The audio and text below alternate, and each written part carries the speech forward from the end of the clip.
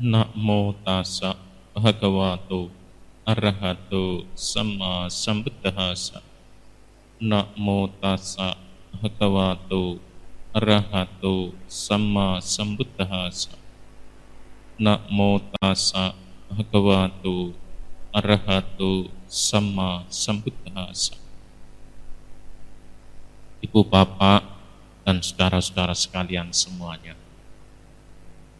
hari ini adalah hari kedua saya mengisi acara puja bakti SPD yang dilakukan di Wihara Santigraha Berau ini.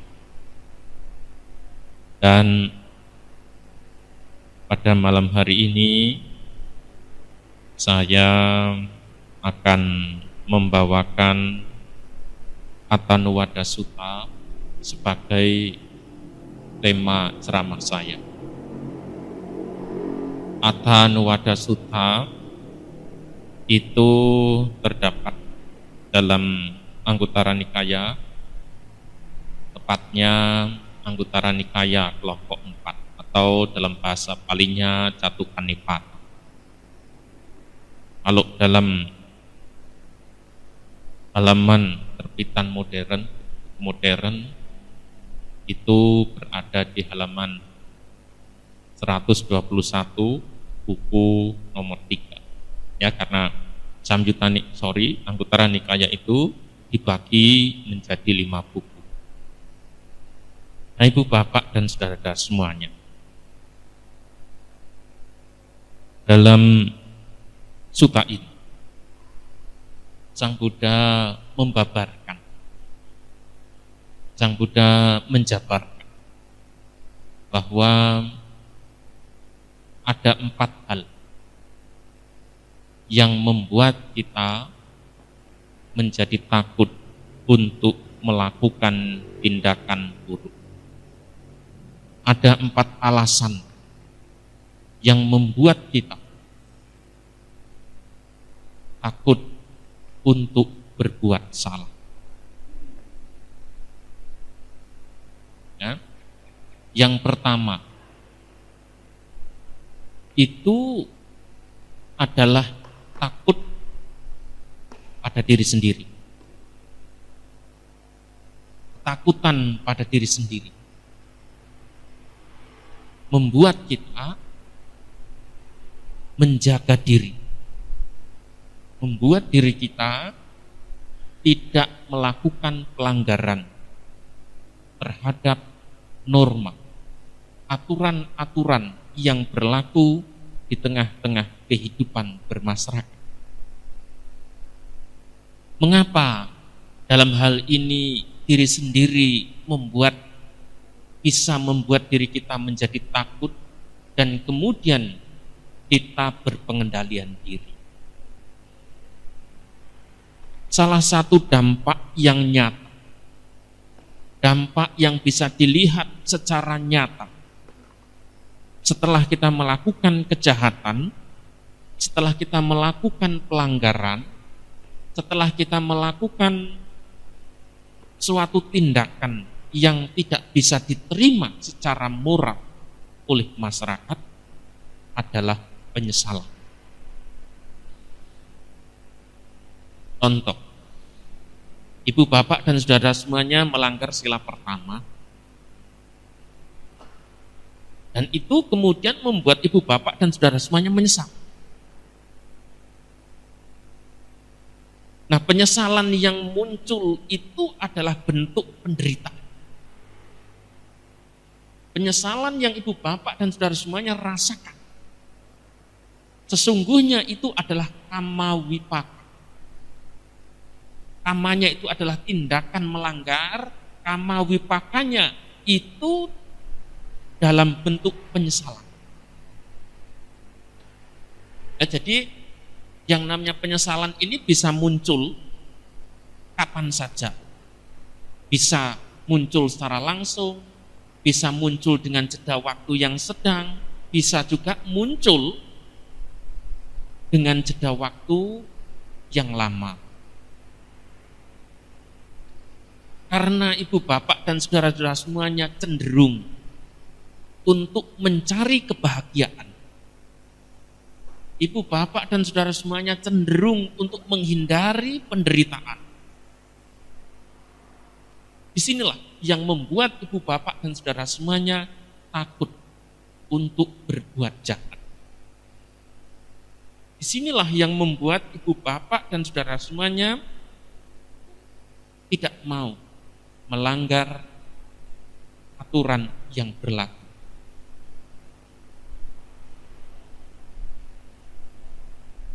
Di dalam kitab komentar ada sebuah cerita. Seorang biku melakukan pelanggaran. Pelanggarannya ringan saja sebenarnya. Ketika menyeberang sungai dan kondisi sungainya itu sedang banjir, dia terseret oleh banjir. Dan sebagai usaha dia, ketika dia terseret oleh banjir, dia kemudian memegang rumput dan rumputnya tercabut. Seorang biku tidak boleh cabut rumput, seorang biku tidak boleh motong pepohonan, dan kalau itu dilakukan, itu dianggap sebagai pelanggaran, meskipun itu bukan pelanggaran berat, itu adalah pelanggaran ringan. Nah, karena para biku diharapkan untuk bisa menjaga kelestarian lingkungan. Oleh karena itu, sekalipun rumput, ya tetap merupakan pelanggaran ketika dicabut. Ya, tapi pelanggaran semacam itu bisa mudah direstorasi, mudah direhabilitasi, mudah diperbaiki ketika dia mengakui kesalahan tersebut kepada biku yang lainnya. Kalau tidak ada biku yang bisa ditemukan, ya dia bisa self confession atau pengakuan terhadap diri sendiri, bisa dilakukan seperti itu. Nah, ketika biku ini habis mencabut rumput, dia berusaha untuk menemukan biku yang lainnya. Penyesalan yang begitu berat muncul dalam dirinya, tapi dia tidak mampu menemukan biku yang lainnya. Dan penyesalan yang begitu kuat tidak mampu dia atasi sendiri. Artinya, sekalipun dia berusaha untuk mengakui kesalahan itu pada diri sendiri, pengakuan itu tidak mampu mengatasi. Nah, karena penyesalan yang begitu kuat, penyesalan yang begitu hebat, biku ini akhirnya terkena serangan jantung dan mati. Hari itu juga dia terkena serangan jantung dan mati. Nah, oleh karena itu penyesalan yang begitu hebat terhadap kesalahan yang telah kita lakukan akan bisa menimbulkan penderitaan yang begitu kuat dalam kehidupan kita. Tindakan perbuatannya mungkin sederhana, seperti seorang biku ini tadi, sebenarnya perbuatannya hanya sederhana saja, mencabut rumput tanpa sengaja.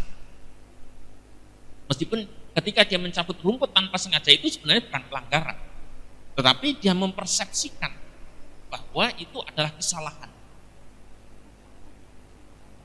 Karena bagaimana yang kemarin saya ceramahkan di Balikpapan, ada 5 kategori orang ya dalam penyesalan. 1, orang yang bersalah kemudian menyesal. Ya. Jadi setelah berbuat salah kemudian menyesal. Ada orang yang bersalah tapi tidak menyesal. Yang ketiga, ada orang yang tidak bersalah tapi menyesal juga. Gitu. Ya sama seperti biku ini, sebenarnya dia tidak salah tapi dia tidak mampu menghindari penyesalan itu. Yang keempat, dia tidak bersalah dan tidak timbul penyesalan.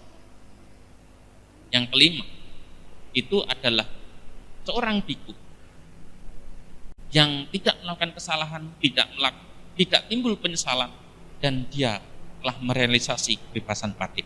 Yang keempat itu tadi belum. Itu. Nah, biku ini masuk dalam kategori ketiga, orang yang tidak melakukan kesalahan tetapi timbul penyesalan. Sama seperti katakanlah di sini ada satu orang yang melakukan kesalahan misalnya, tapi ibu bapak dan saudara semuanya karena merasa sesama umat Buddha yang tinggal, yang menggunakan wihara ini, kemudian ikut menyesal, ikut menderita. Padahal ibu bapak dan saudara semuanya tidak ikut melakukan kesalahan. Ya? Jadi yang membuat takut seseorang untuk melakukan kejahatan, yang pertama itu adalah diri sendiri.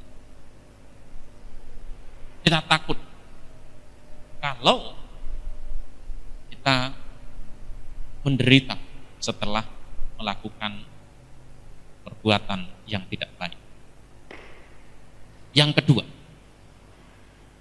yang membuat kita takut untuk berbuat jahat, takut untuk melakukan pelanggaran, itu adalah orang lain.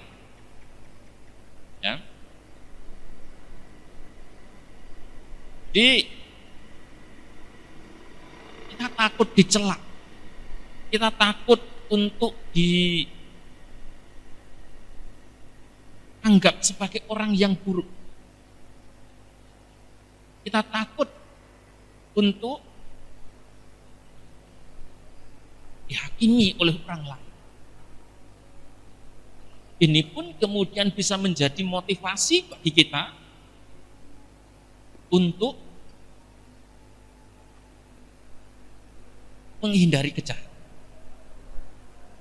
Kita masih mengharapkan popularitas, kita masih mengharapkan untuk dikenal sebagai orang yang baik.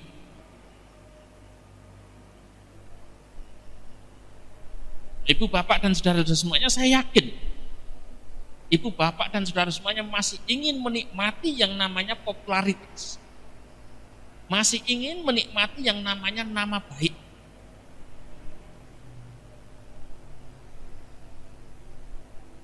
Nah, itu ibu bapak dan saudara semuanya berusaha semaksimal mungkin untuk tidak melakukan kejahatan. Kalaupun katakan terpaksa melakukan kejahatan, kejahatannya disembunyikan agar orang lain tidak mengetahui, agar orang lain tidak melihat. Kenapa kita menyembunyikan? Karena kita malu. Jika kejahatan, ketidakbaikan, pelanggaran itu dijadikan bahan pembicaraan orang lain.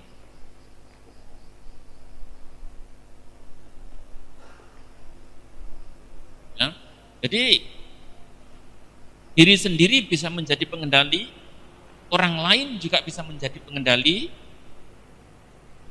karena rasa takut tadi. Yang ketiga, itu adalah hukuman yang diberikan oleh pemerintah. Artinya di sini ketika ibu bapak dan saudara semuanya melakukan pelanggaran, ibu bapak dan saudara semuanya takut kalau kemudian nanti ditangkap oleh polisi dan kemudian diadili. Nah, dengan kata lain, undang-undang yang berlaku di tengah-tengah masyarakat, undang-undang yang berlaku di tempat kita tinggal, itu pun kemudian bisa menjadi pengendali agar kita tidak melakukan kejahatan, agar kita tetap berbuat baik, agar kita tetap berjalan dalam koridor perilaku yang masih bisa diterima oleh masyarakat secara umum. Dan undang-undang yang berlaku di tengah-tengah masyarakat itulah sebenarnya yang disebut sebagai moralitas. Ya, kalau kita dalam Buddhis mengenal sila, undang-undang itu adalah bagian dari sila.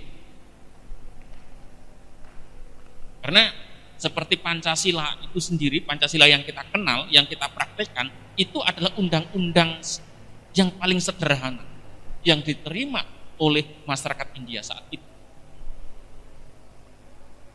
Itu yang kemudian menjadi standar. Apakah seseorang kemudian layak diberikan hukuman ataukah tidak? Ya. Jadi itu adalah undang-undangnya masyarakat India yang berlaku secara luas di tengah-tengah masyarakat. Kalau winaya yang dijalankan oleh para biku, oleh samanera, oleh atasilani, itu adalah undang-undang yang berlaku di kalangan masyarakat religius, di kalangan masyarakat beragama. Tapi Pancasila itu adalah undang-undang yang diterima secara luas, berlaku di tengah masyarakat, tidak hanya untuk kepentingan umat Buddha, tetapi untuk kepentingan semua anggota masyarakat.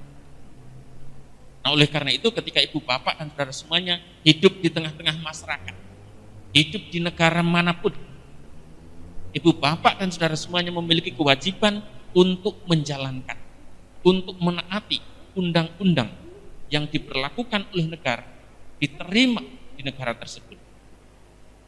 Dan undang-undang ini tentu berbeda dari satu negara ke negara lain, dari satu tempat ke tempat yang lainnya pun. Ya. Nah, ketika kita melanggar dan pelanggarannya itu cukup, kita bisa diberikan hukuman. Dan hukuman itu yang membuat kita takut. Karena itu kemudian nanti kita dicela, diperbincangkan yang tidak baik secara luas oleh masyarakat. Dan yang namanya hukuman semacam ini itu sebenarnya sudah terbentuk sejak pertama kali masyarakat itu membentuk kebudayaan. Ya, jadi ketika makhluk-makhluk itu baru muncul di bumi ini, wujud kemanusiaan itu terbentuk, kemudian beberapa orang itu melakukan kejahatan. Nah, untuk menghindari kejahatan yang lebih lanjut, kemudian masyarakat itu sepakat menunjuk orang yang bisa memberikan hukuman, yang bisa memberikan keadilan, yang bisa menjamin keamanan bagi masyarakat yang lainnya. Dan kemudian sebagai imbalannya mereka akan diberi hasil kerja keras mereka. Itulah awal mula terbentuknya, kalau sekarang ini abdi negara. Padahal ya sebenarnya itu adalah babu-babu kita, pembantu kita. Dalam sejarah awalnya itu mereka sebenarnya dipekerjakan sebagai pembantu untuk membantu ketenangan, ketentraman, dan kebahagiaan masyarakat. Namun kemudian kita mempersepsikannya sekarang berbeda. Mereka kita anggap sebagai atasan kita, sebagai orang yang lebih hebat, dan kita menjadi takut pada mereka. Nah, tapi pada dasarnya, dalam sejarahnya, itu mereka adalah para babu, para pembantu yang bekerja untuk menjamin kelangsungan hidup di tengah-tengah masyarakat. Nah, ibu bapak dan saudara semuanya, selain Tiga hal itu. Ada satu hal lagi yang membuat kita takut untuk berbuat jahat, untuk melakukan pelanggaran, yaitu kelahiran di alam yang rendah. Nah, oleh karena itu, karena Sang Buddha memahami bahwa ketika orang itu takut untuk terlahir di alam yang rendah, terlahir di alam binatang, terlahir di neraka, terlahir di alam hantu, itu masih mampu memberikan kontribusi terhadap masyarakat, masih mampu memberikan kontribusi terhadap keamanan masyarakat, terhadap kebaikan masyarakat. Sang Buddha menerima konsep kelahiran kembali. Sang Buddha menerima konsep surga dan neraka. Karena itu masih mampu membuat orang untuk mengendalikan diri, memotivasi orang untuk tidak berbuat jahat, dan kemudian memotivasi orang untuk berbuat baik, atau minimal tidak melakukan kejahatan. Kalaupun tidak melakukan kebaikan, minimal mereka kemudian termotivasi untuk tidak melakukan kejahatan. Ya, oleh karena itu konsep itu diterima. Sama seperti Pancasila, Pancasila itu pun kemudian diterima oleh Sang Buddha dengan tujuan dan harapan bisa memberikan kontribusi yang positif terhadap kehidupan bermasyarakat. Dan sekarang ajaran itu kita terima sampai sekarang dan masih tetap terus bisa memberikan kontribusi yang positif, memberikan kontribusi yang baik terhadap kehidupan bermasyarakat. Ya, karena ibu bapak dan saudara semuanya takut lahir di neraka. Ibu bapak dan saudara semuanya kemudian tidak membunuh, tidak mencuri, tidak melakukan perbuatan asusila, berusaha semaksimal mungkin menghindari ucapan yang tidak benar, dan juga berusaha untuk menghindari makanan dan minuman yang bisa menimbulkan ibu bapak dan saudara semuanya menjadi lemah dalam kesadaran. Ibu bapak dan saudara semuanya, rasa takut semacam ini itu wajar muncul dalam diri ibu bapak dan saudara semuanya yang masih belum banyak terlatih dalam kehidupan bermoral. Ini sebenarnya masih sangat dasar. Rasa takut itu sebenarnya masih sangat dasar. Tetapi nanti ketika praktek itu sudah mapan, rasa takut semacam ini akan hilang secara total.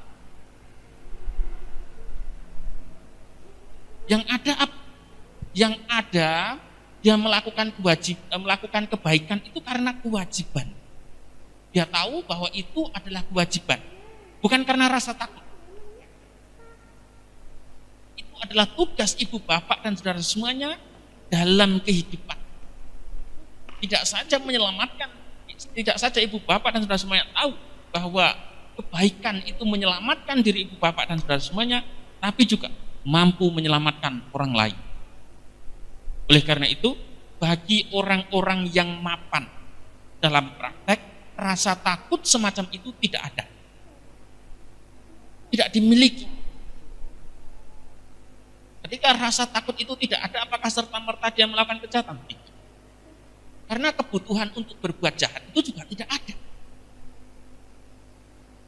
Mengapa ibu bapak dan saudara semuanya masih berbuat jahat, masih melanggar moralitas? Karena masih ada kebutuhan. Tapi ketika kebutuhan itu sudah tidak ada, tidak mungkin bagi ibu bapak dan saudara semuanya untuk berbuat jahat. Oleh karena itu orang-orang yang sudah mencapai kesucian, mereka sudah tidak punya kebutuhan untuk berbuat jahat. Kalau kebutuhan untuk berbuat kalau kebutuhan untuk berbuat jahat tidak ada, lalu dari mana rasa takut itu bisa muncul? Tidak mungkin. Ibu, bapak, dan saudara semuanya masih memiliki rasa takut karena ibu, bapak, dan saudara semuanya sadar bahwa ibu, bapak, dan saudara semuanya masih belum baik. Tapi bagi orang-orang yang sudah sadar bahwa dirinya adalah orang yang baik, tidak ada kekhawatiran sedikit pun untuk melakukan kejahatan. Ini bukan berarti kemudian dia berani untuk melakukan kejahatan. Tidak. Karena kebutuhannya tidak ada. Sekali lagi, itu yang perlu diingat. Ya. Keinginannya untuk berbuat jahat itu tidak ada. Nah, oleh karena itu, orang-orang yang moralnya itu baik, tidak ada kebutuhan untuk membicarakan kejelekan orang. Dia masih bisa untuk membicarakan kebaikan orang, tetapi sedikit pun dia tidak tertarik untuk membicarakan kejelekan orang. Karena jangankan membicarakan kejelekan orang, membicarakan kejelekan diri sendiri pun sudah tidak mampu. Sudah tidak ada kebutuhan. Ya. Nah, oleh karena itulah ibu, bapak, dan saudara semuanya, mari kita praktek dengan baik, dengan lebih serius. Tujuan dan harapannya adalah agar kita terbebas dari rasa takut. Tujuan dan harapannya adalah agar kita semuanya bisa melangkah ke arah yang lebih baik. Jika ibu, bapak, dan saudara semuanya masih dipenuhi oleh rasa takut, selama itu pula penderitaan itu masih ada. Karena rasa takut itu pun sebenarnya adalah penderitaan. Ya. Oleh karena itu, kita dalam mempraktikkan agama Buddha, salah satu tujuannya itu juga membebaskan diri dari rasa takut. Ketika ibu, bapak, dan saudara-saudara semuanya sempurna dalam moralitas, rasa percaya diri itu akan muncul. Rasa percaya diri itu akan ibu, bapak, dan saudara semuanya miliki. Ibu, bapak, dan saudara semuanya sadar, saya adalah orang baik. Oleh karena itulah, ibu, bapak, dan saudara semuanya setiap waktu dilatih untuk berbuat baik. Tujuannya apa? Untuk membuat ibu, bapak, dan saudara semuanya punya rasa percaya diri, punya keyakinan pada diri sendiri, saya adalah orang baik. Dan ini perlu dilatih pelan-pelan. Ya.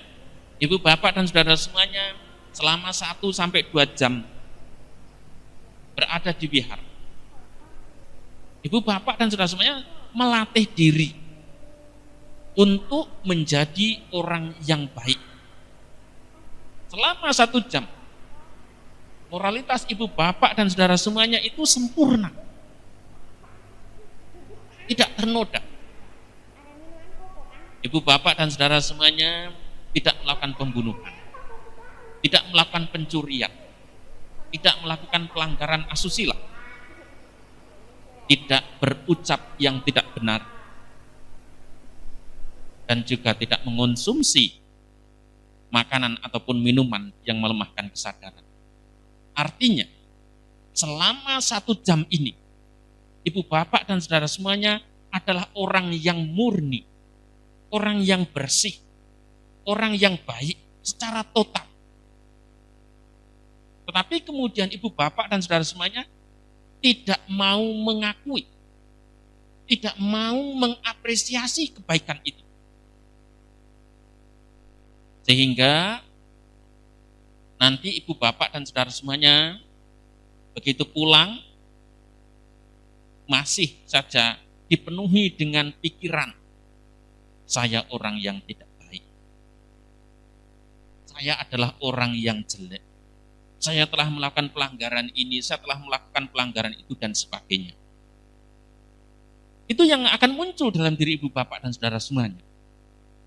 Karena apa?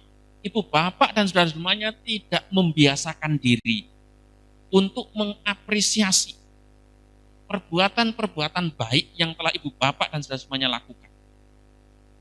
Oleh karena itu, cobalah berlatih untuk mengapresiasi kebaikan-kebaikan yang telah dilakukan, seberapapun kebaikan yang dilakukan itu. Selama masa puja bakti, ibu bapak dan saudara semuanya minta sila, baca parita, meditasi, mendengarkan dhamma desana. Itu adalah kebajikan yang sangat luar biasa. Kebajikan yang sangat besar. Tapi seringkali apa yang terjadi adalah umat Buddha menganggap itu sebagai kebajikan yang sepele. Kebajikan yang seringkali bahkan tidak ada harganya. Oleh karena itu ibu bapak dan saudara semuanya, ibu bapak dan saudara semuanya dilatih untuk bisa mengapresiasi diri sendiri. Untuk bisa mengapresiasi kebaikan yang dilakukan oleh diri sendiri. Dengan tujuan dan harapan, kebahagiaan, kedamaian batin itu terus berkembang dalam diri kita. Kebencian akan semakin berkurang, rasa tidak suka akan semakin terkikis sedikit demi sedikit. Ketika ibu bapak dan saudara semuanya terus mengkritisi diri sendiri, di situ kebencian terhadap diri sendiri akan muncul. Ketidaksukaan pada diri sendiri, kekecewaan pada diri sendiri akan terus berkembang. Tapi kalau ibu bapak dan saudara semuanya mau mengapresiasi, oh saya telah melakukan kebajikan selama 1 jam dengan berbagai macam cara. Saya menjalankan sila, saya membaca parita, saya meditasi, saya mendengarkan dhamma. Bahkan ada dana paramita, kemudian juga patidana. Semua itu adalah kebajikan yang kita lakukan dalam satu momen, antara waktu 1-2 jam, dan kita telah isi dengan berbagai macam kegiatan yang baik, yang positif. Tapi ibu bapak dan saudara semuanya, sekali lagi, seringkali tidak berani, tidak mau, atau bahkan lupa mengabaikan kebaikan-kebaikan yang begitu besar. Inilah yang menjadi alasan mengapa umat Buddha itu sekalipun rajin datang ke wihara, penderitaannya itu masih berlipat ganda. Kebenciannya masih terus menumpuk. Karena mereka tidak mau melatih diri untuk mengapresiasi kebajikan yang telah dilakukan. Yang terus diapresiasi, yang terus dihargai adalah kejahatan-kejahatan yang kadang-kadang itu sederhana.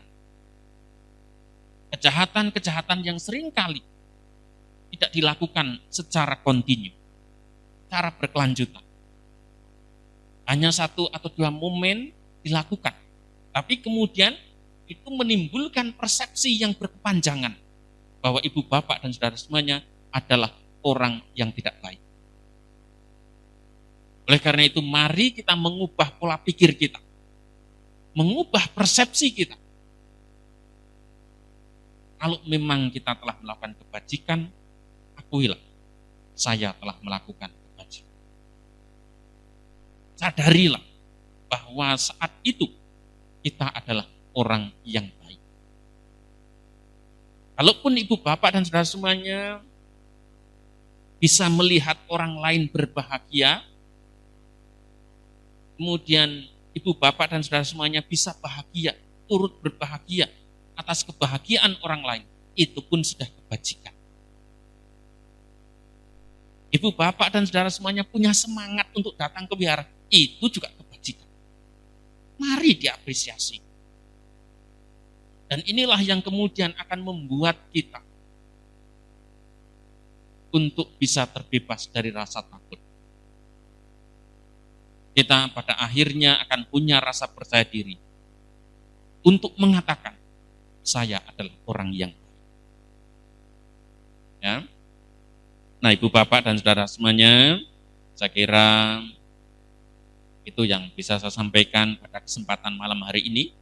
Jadi ada 4 hal yang bisa menimbulkan rasa takut dalam kehidupan kita, yaitu diri sendiri, orang lain, hukuman dari pemerintah, dan kelahiran di alam yang rendah. Semoga Ibu Bapak dan Saudara semuanya bisa memahami hal ini, kemudian mempraktikkan dengan baik, lalu membebaskan diri dari penderitaan dalam kehidupan sekarang ini juga.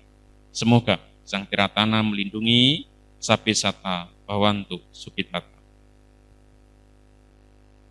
Nah, Bapak Ibu serta saudara-saudari sedharma, telah sangat jelas apa yang disampaikan oleh Samanera, bahwa ada 4 hal yang dapat memotivasi diri kita atau yang membuat takut agar kita tidak berbuat jahat, yaitu takut terhadap diri sendiri yang tadi bisa menimbulkan penyesalan.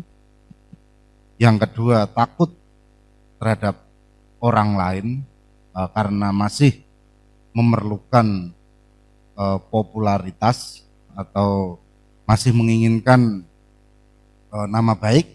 Yang ketiga, takut terhadap hukum negara, artinya hukum yang berlaku di negara kita.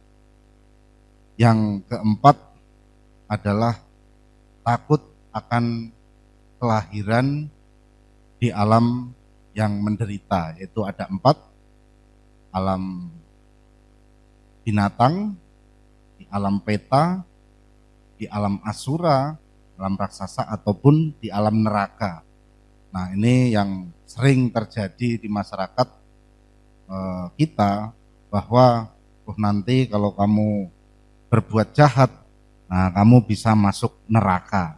Nah, ini kadang memang yang sering menjadi motivasi atau seseorang agar tidak melakukan kejahatan. Nah, tetapi apa yang disampaikan oleh Samanera, justru jika kita sudah tidak memiliki rasa takut tersebut, berarti artinya kita sudah tidak ada kebutuhan untuk berbuat kejahatan, begitu ya Samanera. Nah, ini artinya memang mungkin kalau menurut pandangan saya itu untuk makhluk-makhluk atau orang yang telah mencapai tingkat kesucian. Artinya memang mereka sudah benar-benar terbebas dari kekotoran batin. Nah, tetapi bagi kita yang masih khususnya Bapak Ibu yang masih tahap berlatih, maka 4 hal tadi saya kira sangat-sangat penting untuk kita pedomani.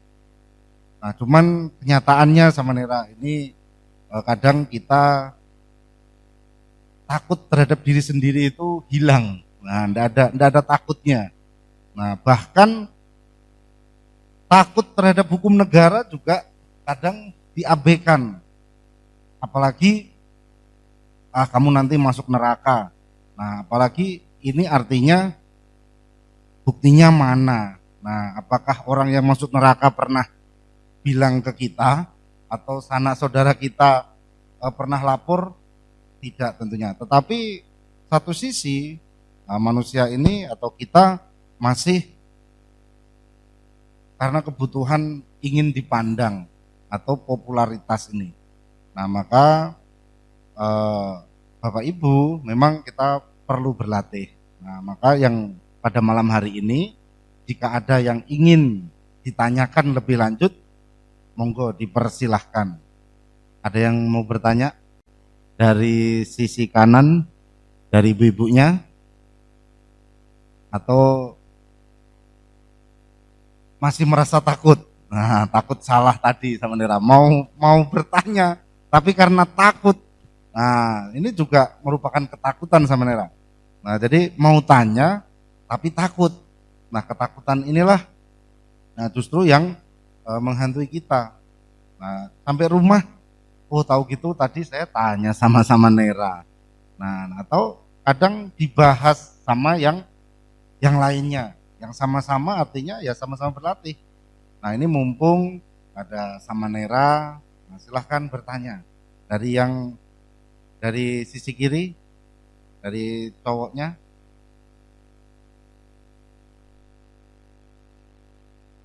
dari kanan dada. Nah, kalau tidak ada ini sedikit sama Nera. Mohon kalau nanti ini salah diluruskan. Nah, karena ini ya ini masih ada rasa takut kalau pandangan saya salah sama Nera. Karena ketika kita, masyarakat kita ini, apalagi yang real saat ini, tidak memiliki rasa takut sama sekali. Artinya empat hal tadi tidak ada rasa takut. Nah, ini ada dua kemungkinan sama Nera. Antara memang orangnya tidak memiliki kemoralan sama sekali, artinya tidak memiliki moralitas, akhirnya rasa takut itu hilang.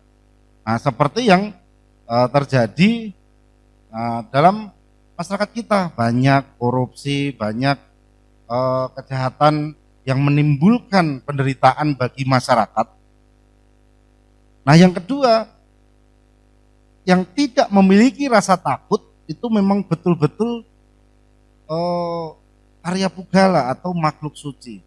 Nah, cuman kita yang saat ini banyak yang bisa kita ketahui rata-rata ya memang orang yang tidak memiliki moralitas. Nah, mungkin bisa sedikit tambahin penjelasan dari Samanera tentang hal seperti itu yang artinya fenomena yang terjadi di masyarakat kita saat ini, Samanera. Terima kasih, Samanera.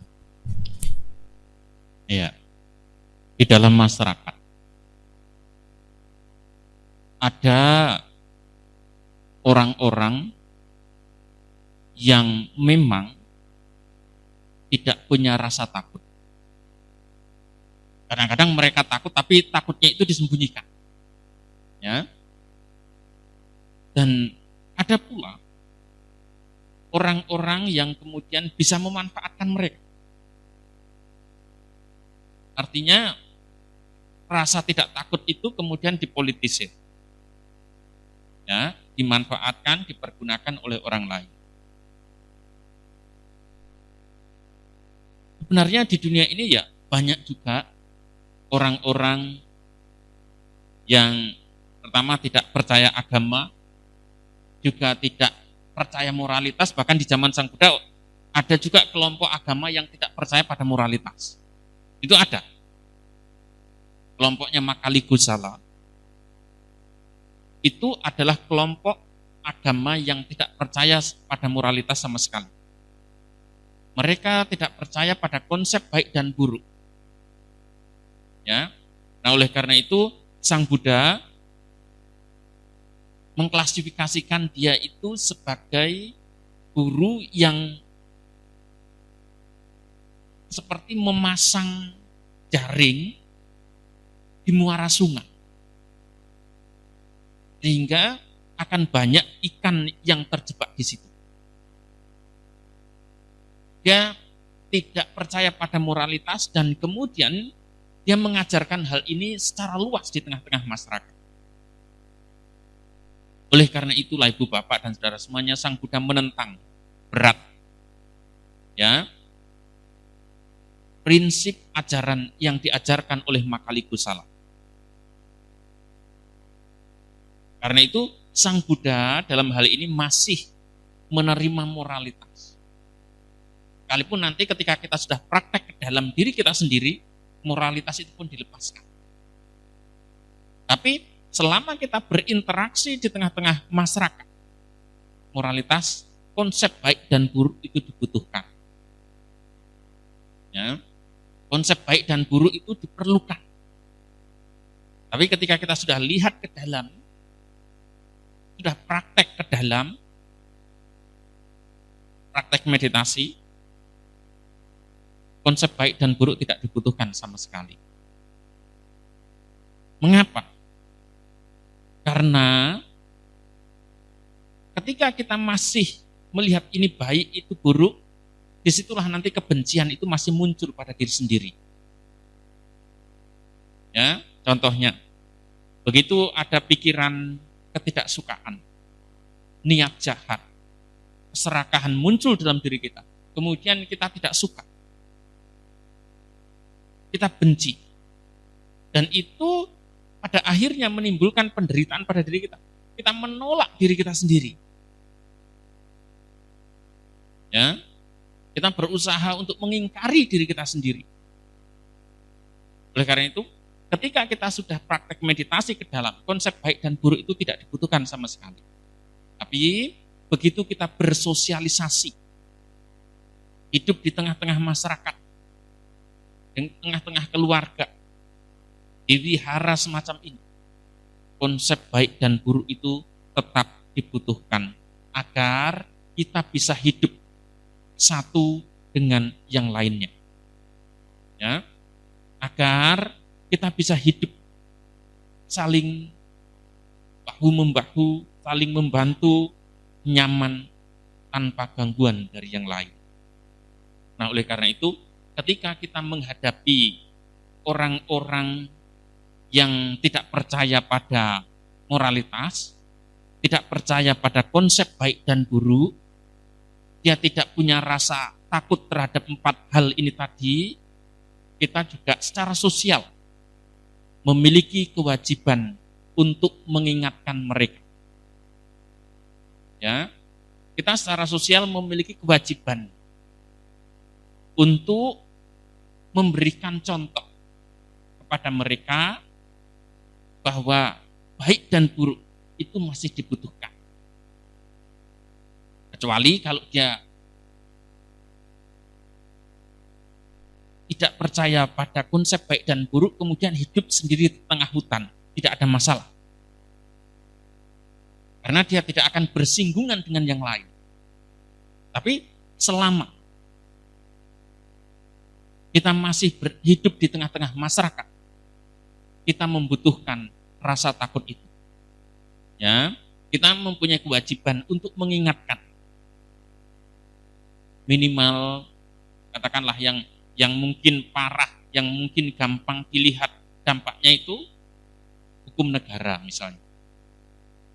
Kamu kalau berbuat jahat semacam ini, kamu bisa dihukum oleh negara. Nanti keluarga kamu bisa malu, orang tua kamu bisa malu, masyarakat di lingkungan kamu tinggal juga bisa malu. Kita mempunyai kewajiban sosial untuk mengingatkan mereka.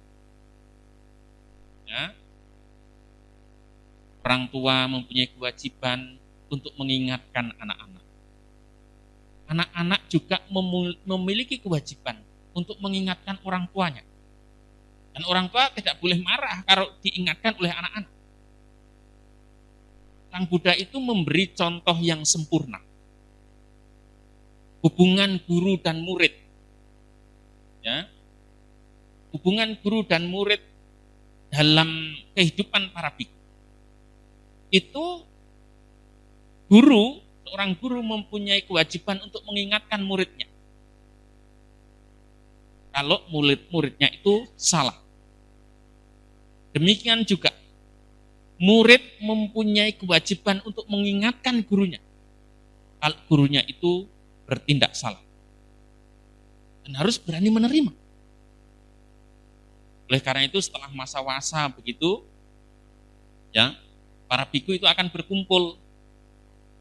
Dan kemudian mereka akan saling memberikan kesempatan kepada yang lain untuk mengkritik. Untuk menunjukkan mana yang dianggap kurang layak. Mana yang dianggap tidak baik dalam dirinya. Dan apapun kritikan yang diberikan, biku yang dikritik tidak boleh marah.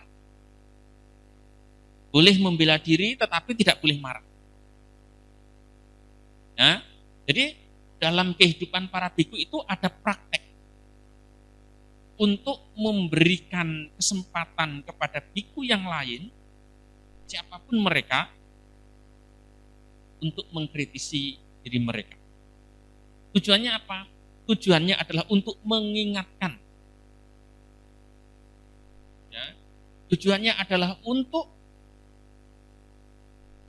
membuat dirinya itu tetap berada dalam rambu-rambu, dalam koridor kehidupan yang tepat, yang layak untuk dijalani dalam kehidupan monastik. Ya. Nah, oleh karena itu, Ibu Bapak dan Saudara semuanya, ketika hidup di wihara semacam ini, boleh saling mengingatkan. Ya. Dan kalau diingatkan, ya jangan marah. Karena itu semua juga untuk kebaikan kita bersama. Kadang-kadang ada yang diingatkan langsung tidak mau ke wihara sama sekali. Ya. Ada yang diingatkan kemudian menjadi marah. Kalau ada yang mengingatkan, Ibu Bapak dan saudara semuanya seharusnya berterima kasih. Ya, seharusnya berterima kasih karena orang lain itu mau mengingatkan. Suatu ketika Bante Sariputa itu sedang berjalan. Dan kemudian jubahnya ini, jubah yang beliau pakai itu nyapu tanah. Artinya jubahnya ini terlalu rendah pakainya dan kemudian nyentuh tanah. Seorang samanera datang, mohon maaf Bante, jubah Bante menyapu tanah. Apa kata Bante Sariputa? Bante Sariputa sangat berterima kasih kepada samanera tersebut. Ini adalah contoh, teladan yang perlu juga kita tiru. Ketika kita diingatkan, kita tidak marah. Ketika kita diingatkan, justru kita berterima kasih. Karena itulah yang kemudian akan membuat kehidupan sosial kita bisa berjalan dengan baik. Ya, kita saling mengingatkan agar wihara yang kita miliki ini semakin baik ke depannya, bukannya semakin hancur. Selama saya tinggal di Sri Lanka, saya itu senang, karena di Sri Lanka itu umat-umatnya itu kehidupannya damai. Mereka datang ke wihara dengan damai, berorganisasi di wihara juga dengan damai. Tidak ada yang diributkan. Karena tujuan datang ke wihara ini adalah untuk mendapatkan kebahagiaan, bukan untuk menciptakan penderitaan. Ya, oleh karena itu, mari kita manfaatkan kesempatan ini dengan sebaik-baiknya untuk mendapatkan kebahagiaan, mendapatkan kedamaian batin. Karena itu yang akan menjadi cita-cita dan tujuan kehidupan kita beragama. Ya, saya kira itu, Pak. Baik, terima kasih Bante. Ada lagi Bapak Ibu yang mau ditanyakan? Silakan Ibu Yanilau. Mau budaya Samanera. Ada di satu ajaran, saya tidak tahu persis tentang ajaran itu, cuma saya pernah dengar dari cerita-cerita orang-orang di sekitar. Katanya gini, satu ajaran itu mereka seperti suami istri gitu ya, mereka bisa bertukar pasangan dengan sesama umat yang lain gitu loh. Misalnya suami istri A dan B, terus dia bisa bertukar pasangan dengan yang pasangan C dan D gitu. Nah kalau seperti yang swab itu Bu, saya paham. Ya, yang seperti begitu bagaimana Bante? Dalam agama Buddha, ya, kita diajarkan untuk menjadi orang yang setia pada pasangan hidup kita. Ya. Dan kita selama masih menjadi pasangan hidup seseorang, berarti di situ kita itu memiliki tugas dan tanggung jawab untuk loyal, untuk setia pada pasangan hidup kita. Tetapi yang namanya manusia, ya,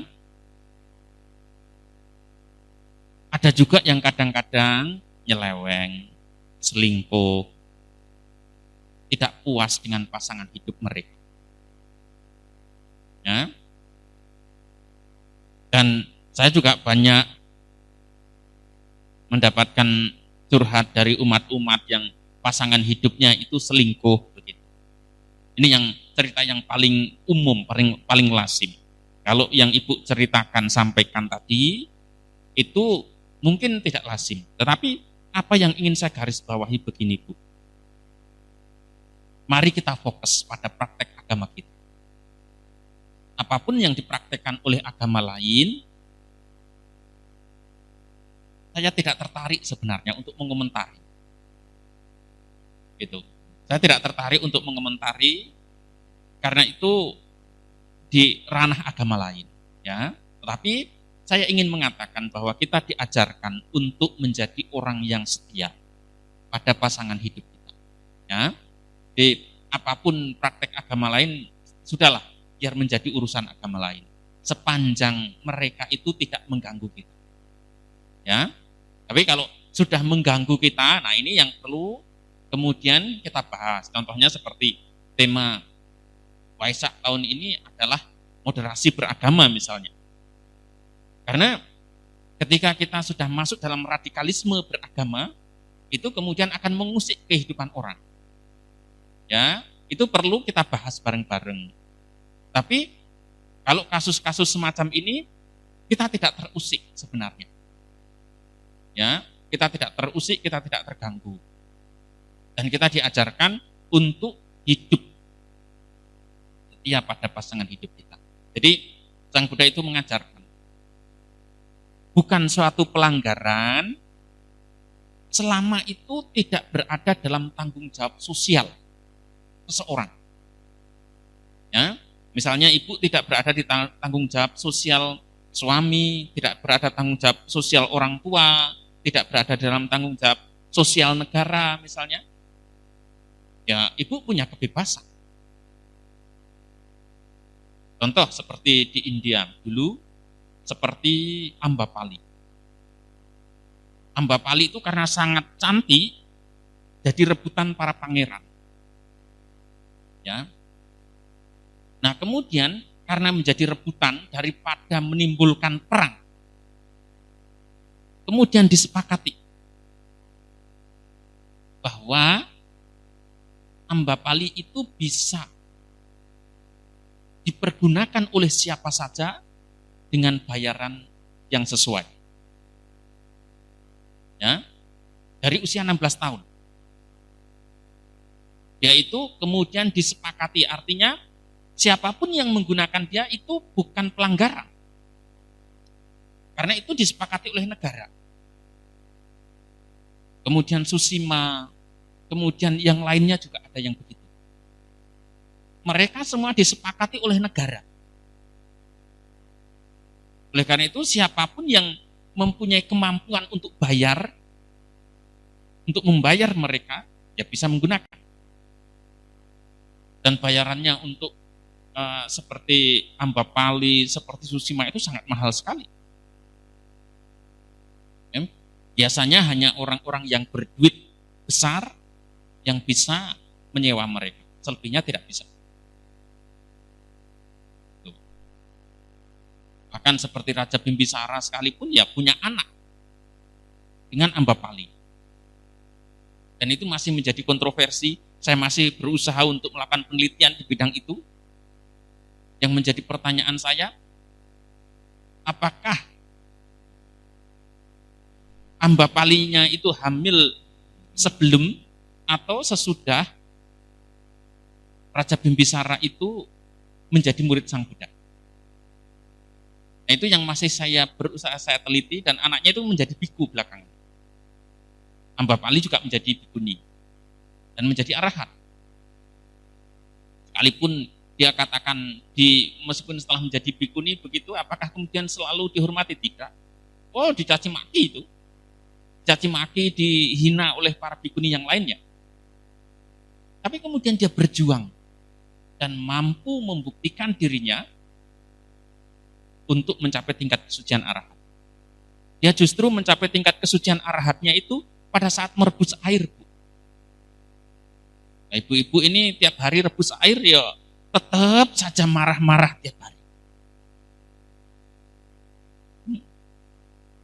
Coba sekali-kali ceritanya Ambapali itu dibaca dengan baik, perhatikan dengan baik, yaitu mencapai tingkat kesucian arahat tepat ketika dia sedang merebus air. Lah ibu-ibu tiap harinya masak, begitu masak ya sambil lihatin Facebook, wah ini hari apa, posting Instagram segala macam begitu. Ya. Oleh karena itu, coba dipahami, dibaca dengan baik, kemudian dipraktikkan. Ya. Ambapali yang menjadi pelacur dari usia 16 tahun sampai Sang Buddha wafat. Bahkan sampai Sang Buddha wafat itu masih berstatus menjadi pelacur. Ya. Tapi Sang Buddha terima dia dengan baik. Berdana Ambawana, Sang Buddha terima. Mengundang dana makan, Sang Buddha terima. Gitu. Dan kalau Ambapali lagi datang ke wihara itu, Sang Buddha mengingatkan para biku, hati-hati kepalamu lepas. Karena sangat cantik. Cantik sekali orangnya. Itu Sang Buddha mengingatkan para biku. Ya. Nah, oleh karena itu, ya, apa yang menjadi praktek agama lain, biarkan menjadi praktek mereka. Kita tidak perlu campur tangan, dan mari kita fokus pada praktek agama kita sendiri. Ya. Dan kita tahu, kita diajarkan untuk menjadi pasangan yang setia. Gitu ya. Kalaupun kita mau punya pasangan hidup yang banyak, tidak ada masalah. Panjang kita mampu untuk menghidupi mereka.